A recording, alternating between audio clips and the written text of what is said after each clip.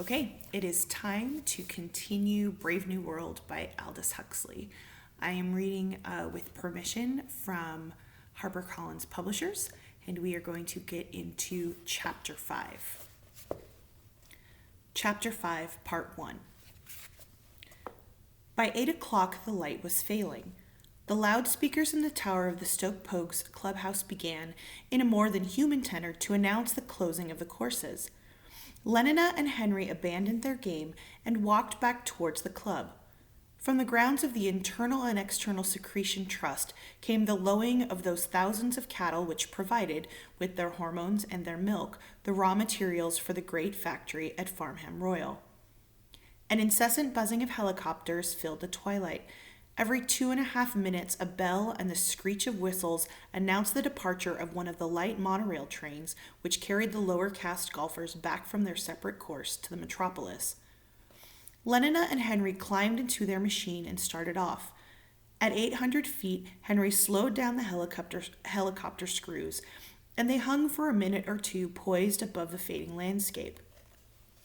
The forest of Burnham beeches stretched like a great pool of darkness toward the bright shore of the western sky. Crimson at the horizon, the last of the sunset faded through orange, upwards into yellow, and a pale watery green. Northwards, beyond and above the trees, the internal and external secretions factory glared with a fierce electric brilliance from every window of its 20 stories. Beneath them lay the buildings of the golf club, the huge lower caste barracks, and on the other side of a dividing wall, the smaller houses reserved for Alpha and Beta members. The approaches of the monorail station were black with the ant-like pollution of lower caste activity. From under the glass vault, a lighted train shot out into the open. Following its southeasterly course across the dark plain, their eyes were drawn to the majestic buildings of the Slough Crematorium.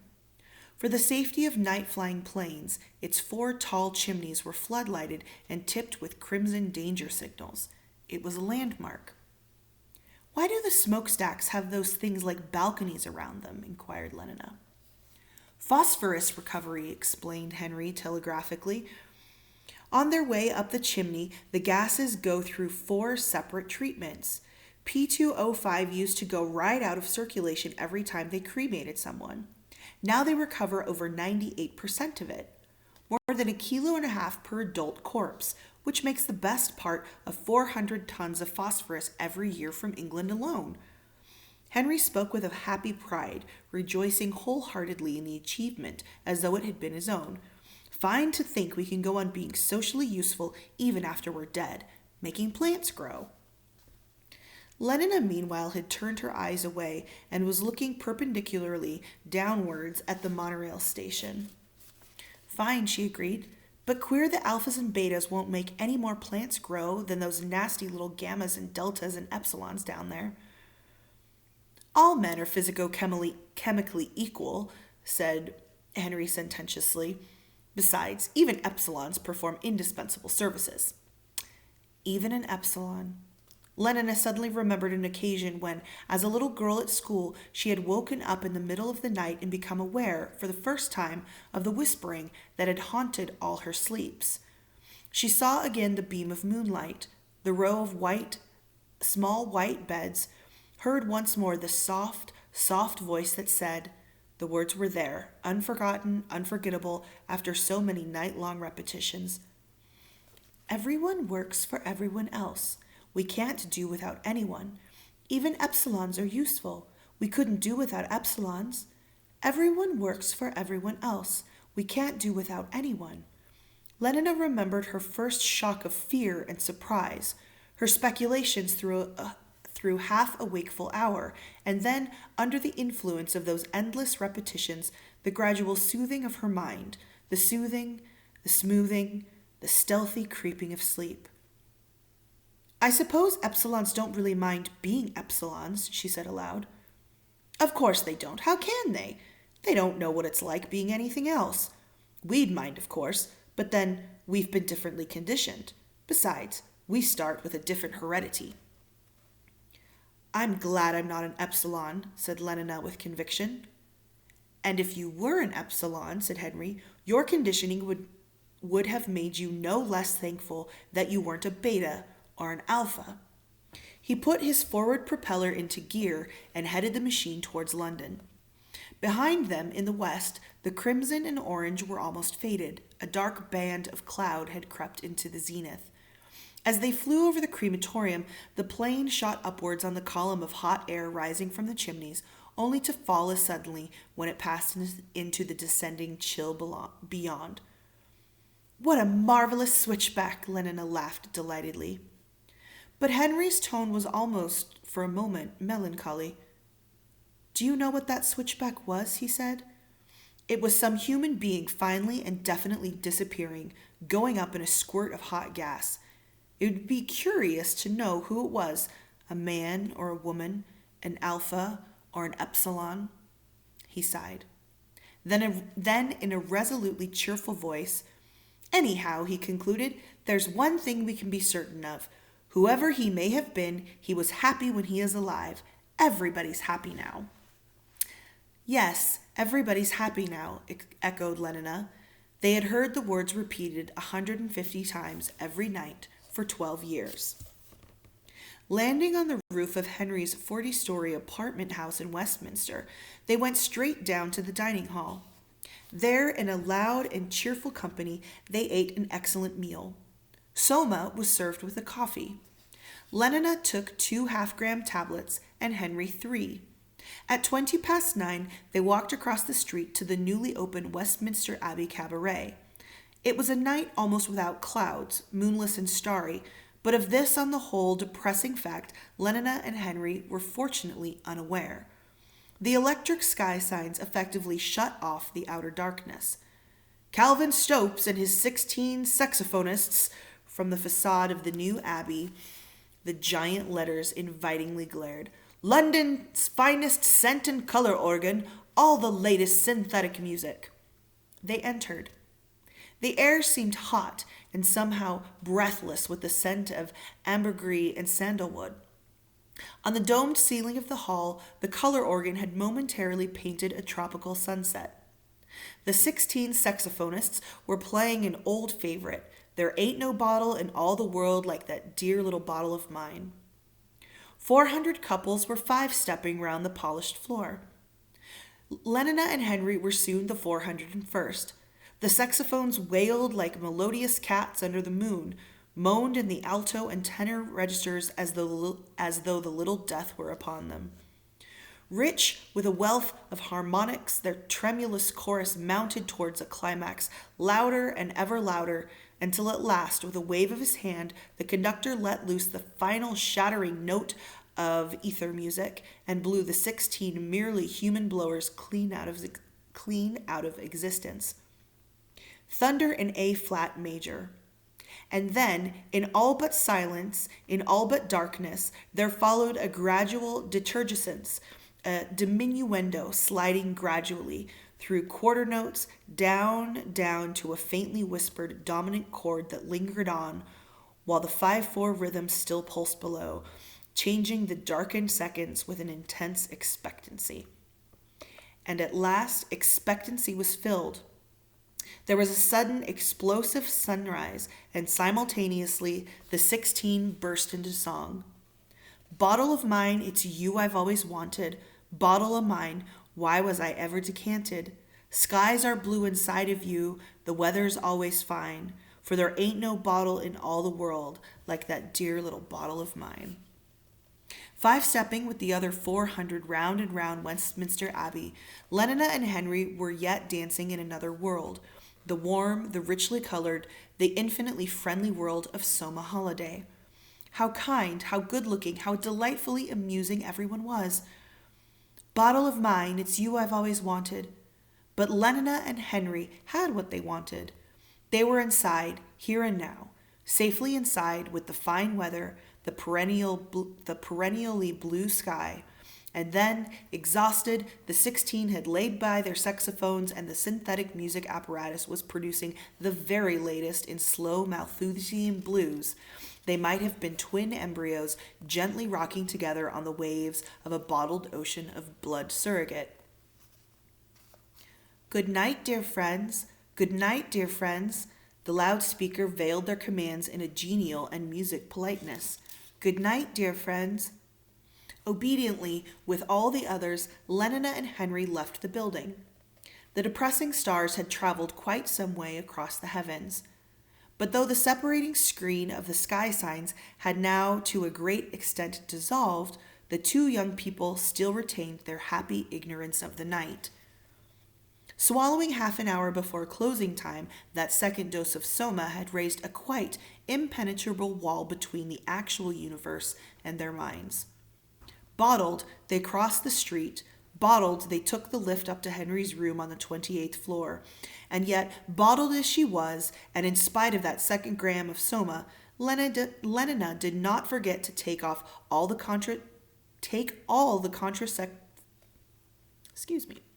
And yet, bottled as she was, and in spite of that second gram of soma, Lenina did not forget to take all the contraceptive precautions prescribed by the regulations. Years of intensive hypnopaedia and from 12 to 17 Malthusian drill 3 times a week had made the taking of these precautions almost as automatic and inevitable as blinking. "Oh, and that reminds me," she said as she came back from the bathroom. "Fanny Crown wants to know where you found that lovely green Moroccan surrogate cartridge belt you gave me." Part 2. Alternate Thursdays were Bernard's Solidarity Service days. After an early dinner at the Aphroditeum, to which Helmholtz had recently been elected under Rule 2, he took leave of his friend and, hailing a taxi on the roof, told the man to fly to the Fordson Community Singery. The machine rose a couple of 100 meters, then headed eastwards, and as it turned, there before Bernard's eyes, gigantically beautiful, was the Singery. Flood-lighted in 320 meters of white Carrara surrogate gleamed with a snowy incandescence over Ludgate Hill. At each of the 4 corners of its helicopter platform, an immense T shone crimson against the night, and from the mouths of 24 vast golden trumpets rumbled a solemn, synthetic music. "Damn, I'm late," Bernard said to himself as he first caught sight of Big Henry, the Singery clock. And sure enough, as he was paying off his cab, Big Henry sounded the hour. "Ford," sang out an immense bass voice from all the golden trumpets. "Ford, Ford, Ford," 9 times. Bernard ran for the lift. The great auditorium for Ford's Day celebrations and other massed community sings was at the bottom of the building. Above it, 100 in each floor, were the 7,000 rooms used by the Solidarity groups for their fortnight services. Bernard dropped down to floor 33, hurried along the corridor, stood hesitating for a moment outside room 3210, then, having wound himself up, opened the door and walked in. Thank Ford he was not the last. 3 chairs of the 12 arranged around the circular table were still unoccupied. He slipped into the nearest of them as inconspicuously as he could, and prepared to frown at the yet later comers whenever they should arrive. Turning towards him, "What were you playing this afternoon?" the girl on his left inquired. "Obstacle or electromagnetic?" Bernard looked at her. Ford, it was Morgana Rothschild, and blushingly had to admit that he had been playing neither. Morgana stared at him with astonishment. There was an awkward silence. Then pointedly she turned away and addressed herself to the more sporting man on her left. A good beginning for a solidarity service, thought Bernard miserably, and foresaw for himself yet another failure to achieve atonement. If only he had given himself time to look around instead of scuttling for the nearest chair. He could have sat between Fifi Brandlaw and Joanna Diesel. Instead of which he had gone and blindly planted himself next to Morgana. Morgana! Ford! Those black eyebrows of hers, that eyebrow rather, for they met above the nose. Ford! And on his right was Clara Dietering. True, Clara's eyebrows didn't meet, but she was really too pneumatic, whereas Fifi and Joanna were absolutely right. plump, blonde, not too large. And it was that green lout, Tom Kawaguchi, who now took the seat between them. The last arrival was Sarojini Angles. "You're late," said the president of the group severely. "Don't let it happen again." Sarojini apologized and slid into her place between Jim Bakanovsky and Herbert Bakunin. The group was now complete, the solidarity circle perfect and without flaw. Man, woman, man, in a ring of endless alternation round the table. 12 of them ready to be made one, waiting to come together, to be fused, to lose their 12 separate identities in a larger being.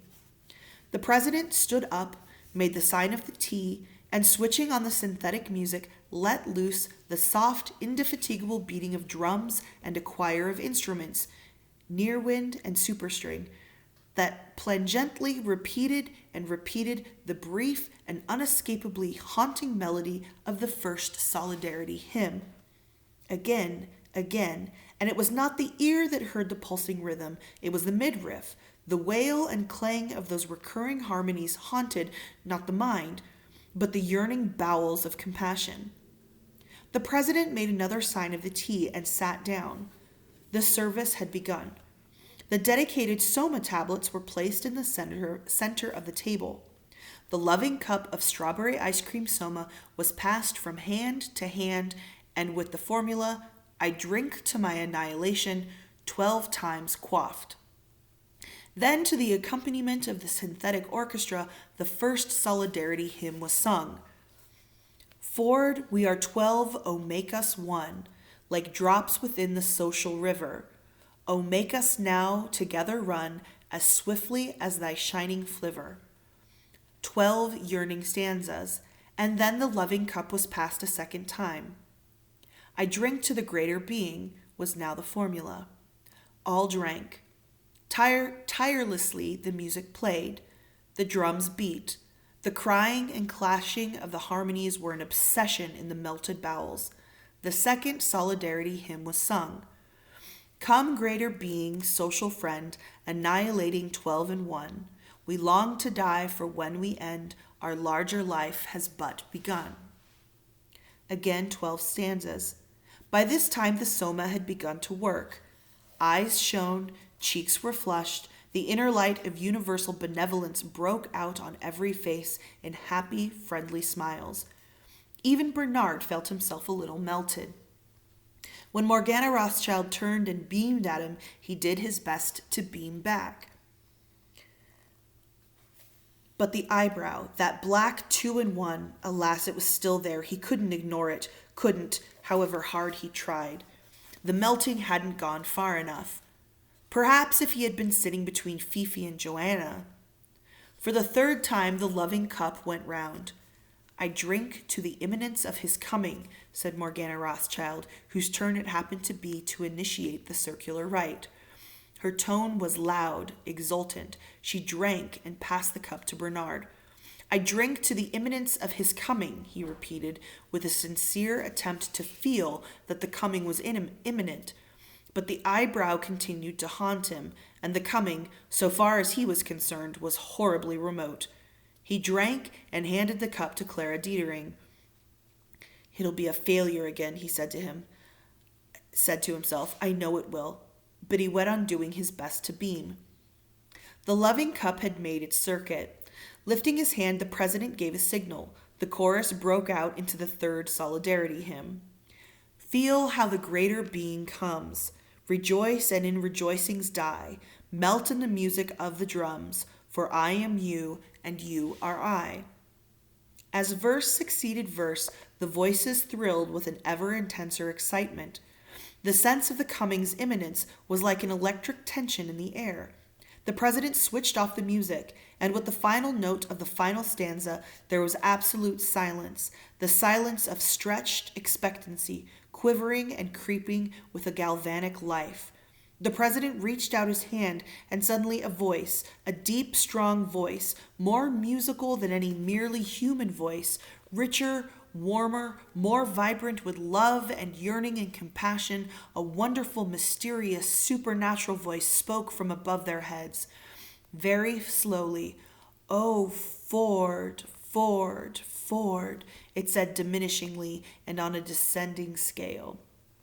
A sensation of warmth radiated thrillingly out from the solar plexus to every extremity of the bodies of those who listened. Tears came into their eyes, their hearts, their bowels seemed to move within them as though with an independent life. Ford, they were melting. Ford, dissolved, dissolved. Then, in another tone, suddenly, startlingly, "Listen!" trumpeted the voice. "Listen!" They listened. After a pause, sunk to a whisper, but a whisper somehow more penetrating than the loudest cry.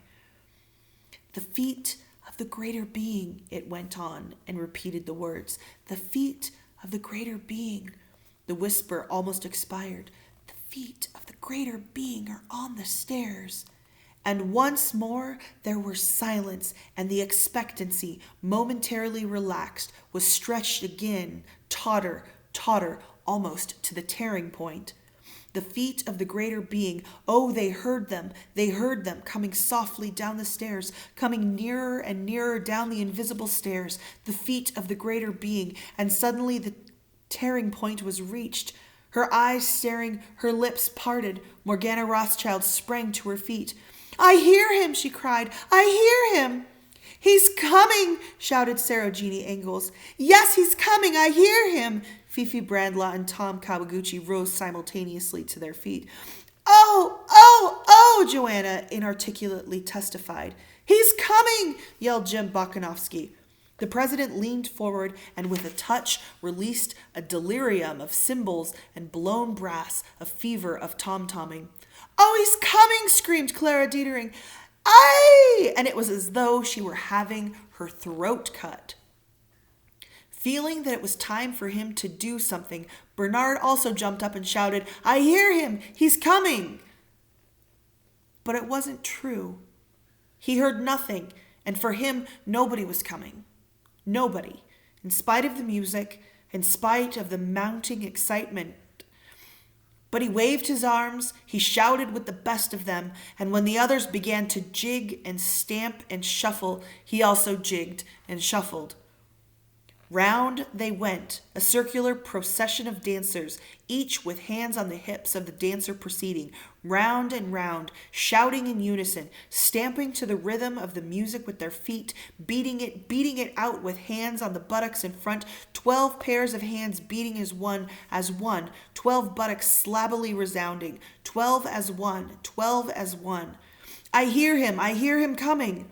The music quickened, faster beat the feet, faster fell the rhythmic hands, and all at once a great synthetic bass boomed out the words which announced the approaching atonement and final consummation of solidarity, the coming of the 12 in one, the incarnation of the greater being. "Orgy porgy," it sang, while the tom-toms continued to beat their feverish tattoo. "Orgy porgy, Ford and fun, kiss the girls and make them one. Boys at one with girls at peace, orgy porgy gives release." "Orgy porgy," the dancers caught up the liturgical refrain. "Orgy porgy, Ford and fun, kiss the girls." And as they sang, the lights began slowly to fade, and at the same time to grow warmer, richer, redder, until at last they were dancing in the crimson twilight of an embryo store. Orgy porgy. In their blood-colored and fetal darkness, the dancers continued for a while to circulate, to beat and beat out the indefatigable rhythm. Orgy porgy. Then the circle wavered, broke, fell in partial disintegration on the ring of couches which surrounded, circle enclosing circle, the table and its planetary chairs. Orgy porgy. Tenderly the deep voice crooned and cooed.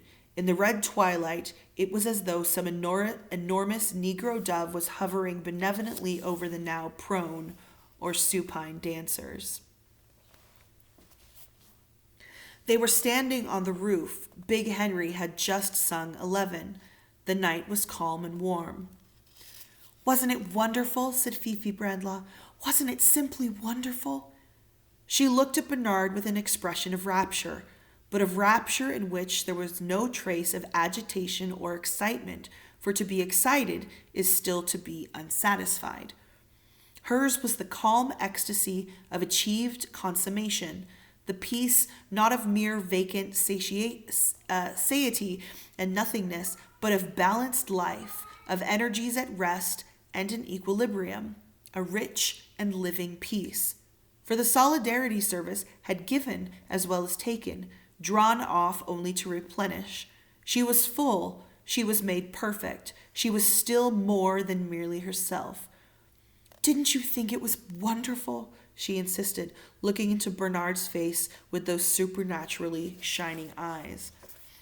"Yes, I thought it was wonderful," he lied, and looked away. The sight of her transfigured face was at once an accusation and an ironical reminder of his own separateness. He was as miserably isolated now as he had been when the service began, more isolated by reason of his unreplenished emptiness, his dead satiety, separate and unatoned, while the others were being fused into the greater being, alone even in Morgana's embrace, much more alone indeed, more hopelessly himself than he had ever been before in his life. He had emerged from that crimson twilight into the common electric glare with a self-consciousness intensified to the pitch of agony. He was utterly miserable, and perhaps, her shining eyes accused him, perhaps it was his own fault. "Quite wonderful," he repeated, but the only thing he could think of was Morgana's eyebrow. And that is the end of chapter 5. Chapter 6 will be coming soon.